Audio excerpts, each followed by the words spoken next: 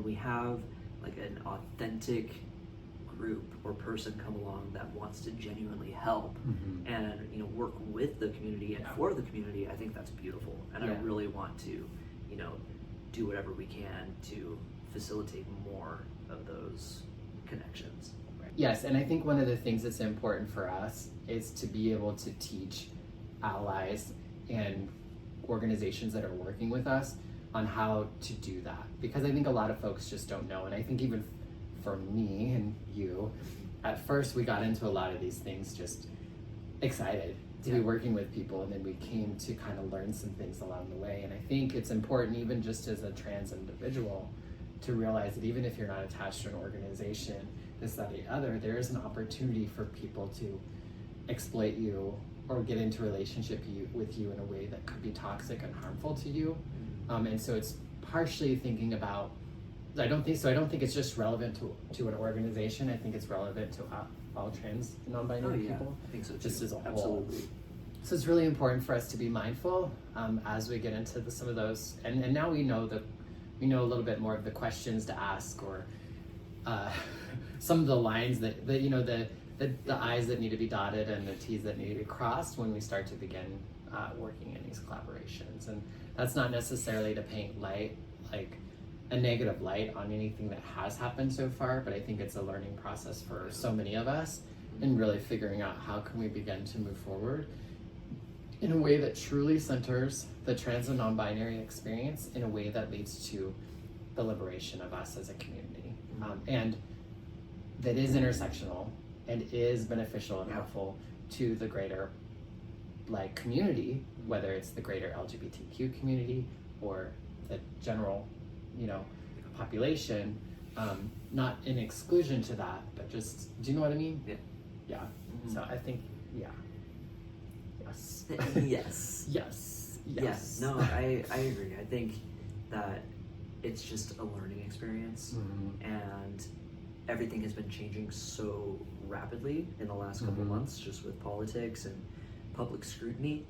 And I think that learning how to navigate that with grace and patience has been a challenge for me so far, but I think that it's very doable. It's just something that as trans people we're all going to have to figure out how we're each personally going to handle it, because I don't foresee it slowing down. No. I think it's just going to kind of speed up,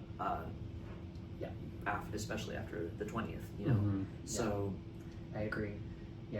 And that kind of leads me into one of the things that I'm really excited about is our monthly, what we're calling the Trans Joy Boise Cafe, which was kind of a spin-off from a name change kind of legal paperwork kind of party in collaboration with the Unitarian Universalist Church. And I'm really excited about having a monthly opportunity for us to get together kind of at that same sort of energy of just kind of coming together and being with one another and helping us through whatever we're going through at that time. And so for some of us, it may be paperwork and documentation and legal stuff that's become even more and more important right now due to politics and what have you. So I think that's something that's going to continue to be a piece of that Trans Joy Boise Cafe. But I think another big part of that was we had professionals and people who work in this stuff. We also had just other trans and non-binary people who came, who've been through the process, who could help walk us through the process emotionally, physically, and just being in community with one another. And I'm excited to, begin to each month craft an experience that is really gonna hopefully be speaking to what is happening in the now for our community, and having a space for people to come as they are, and for us to kind of be with one another in community. And what that is going to look like, I'm not entirely sure, but I do feel like it's going to be about creating space in which we can kind of hold